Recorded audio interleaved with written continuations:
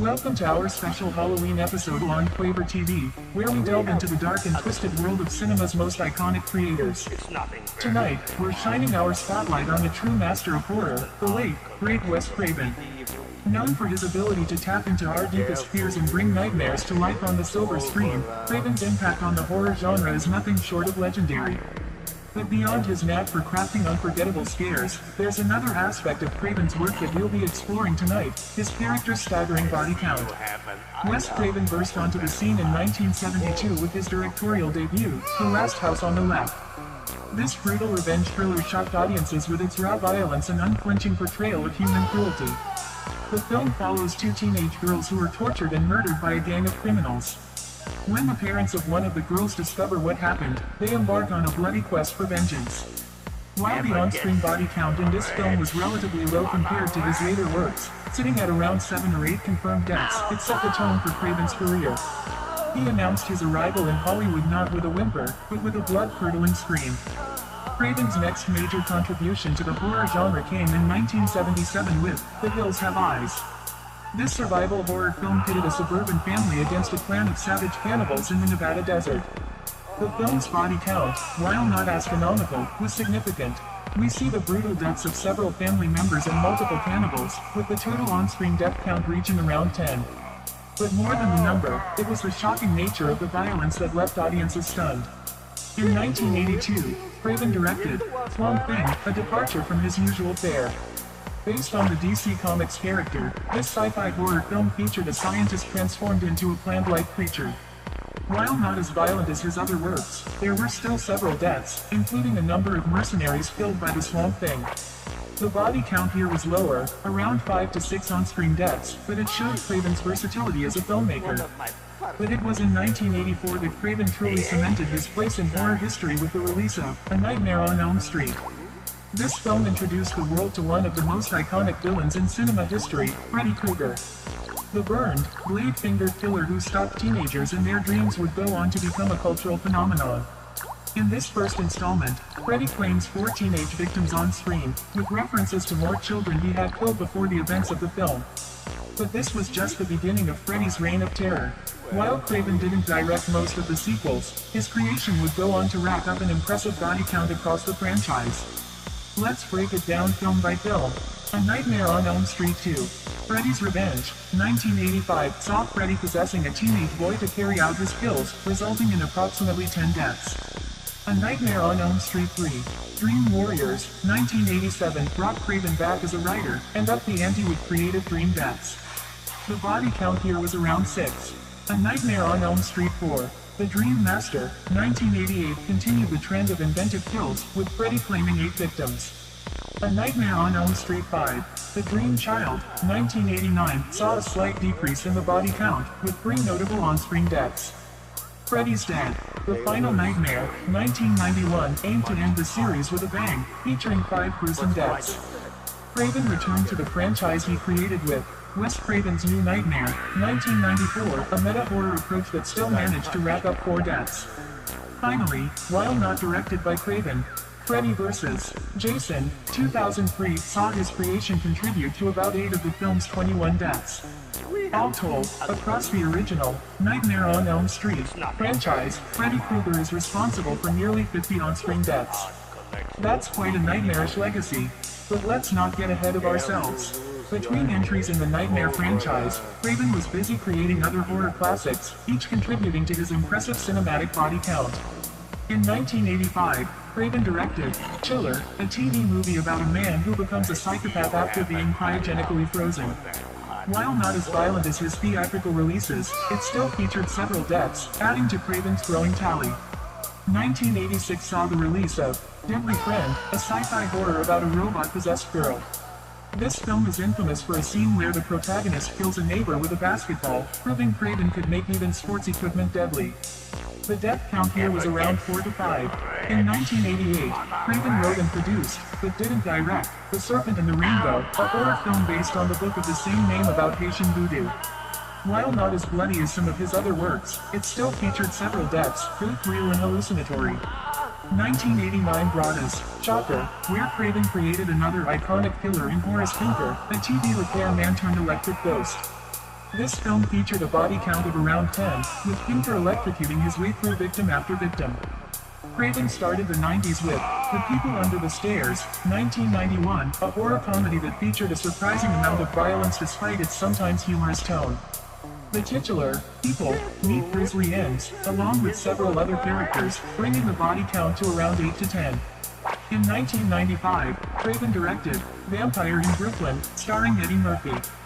While more of a horror comedy than a straight horror film, it still featured several vampire-related deaths, adding another 5 to 6 to Craven's total. But it was in 1996 that Craven once again revolutionized the horror genre with Scream. This self-aware slasher film introduced us to Ghostface, a masked killer whose identity changes in each installment.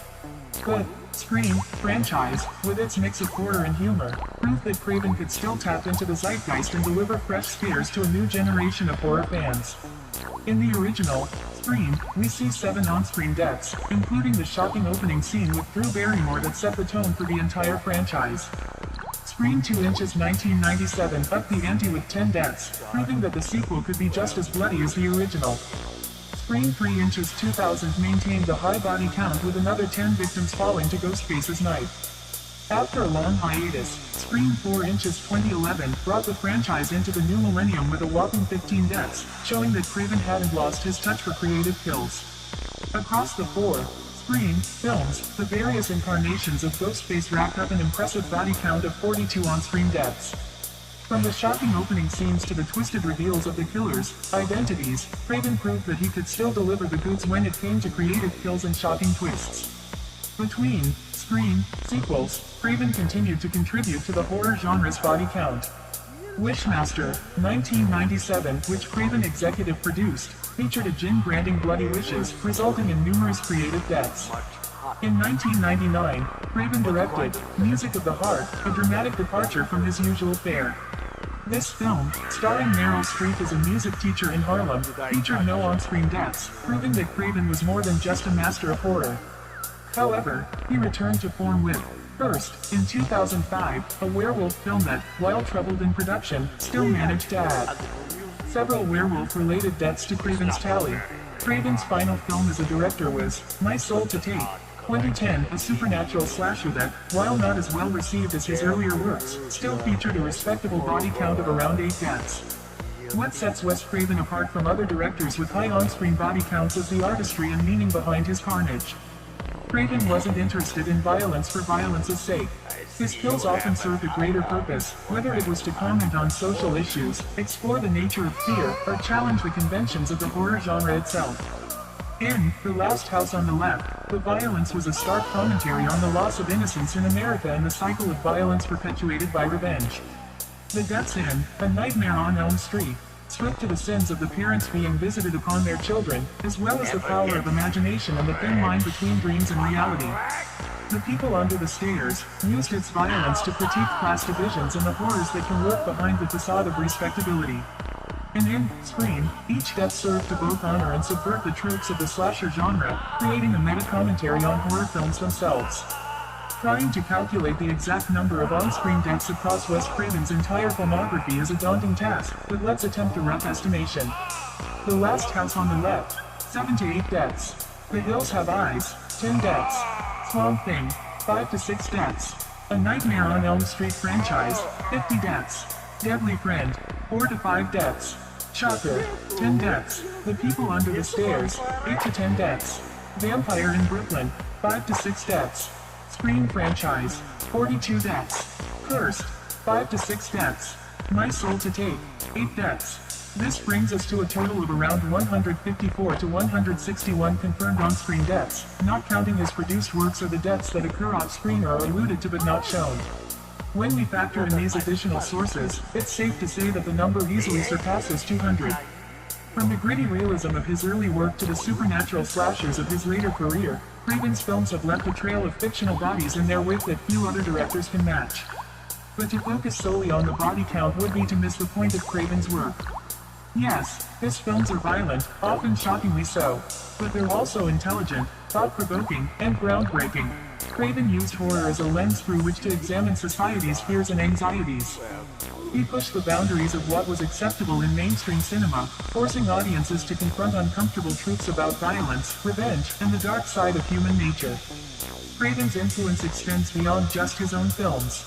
As a producer, he helped bring other horror visions to the screen, each contributing to the genre's body count. Films like Wishmaster and Carnival of Souls added their own tally of victims to the horror landscape Craven helped shape. Moreover, Craven's impact on the horror genre inspired countless imitators and homages, each with their own body counts.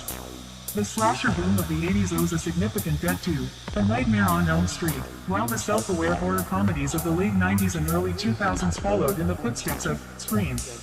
In this way, Craven's influence on the horror genre's overall body count extends far beyond just the deaths in his own films. Wes Craven passed away in 2015, but his legacy lives on in the countless filmmakers he inspired and the indelible mark he left on the horror genre. His ability to balance shocking violence with genuine artistry and social commentary set him apart from his peers. The body count in Wes Craven's films may be high, but it's the impact of those deaths, the way they make us think, feel, and reflect on our own fears, that truly cements his place as a master of horror. As we wrap up this Halloween special of interesting people on Quaver TV, we invite you to revisit some of Wes Craven's classic films. Rewatch A Nightmare on Elm Street, and count how many times you jump at Freddy's appearances. Put on Scream, and try to guess the killer's identity before the reveal. Or if you're feeling particularly brave, hit The Last House on the Left, another viewing and reflect on how it shocked audiences nearly 50 years ago. But be warned, once you enter the world of Wes Craven, you may never look at your dreams, or your fears, the same way again. His films remind us that true horror isn't just about the number of deaths, but about the primal fears and societal anxieties that those deaths represent. In Craven's world, every death has a purpose, every scare has a meaning, and every film is an exploration of what truly terrifies us.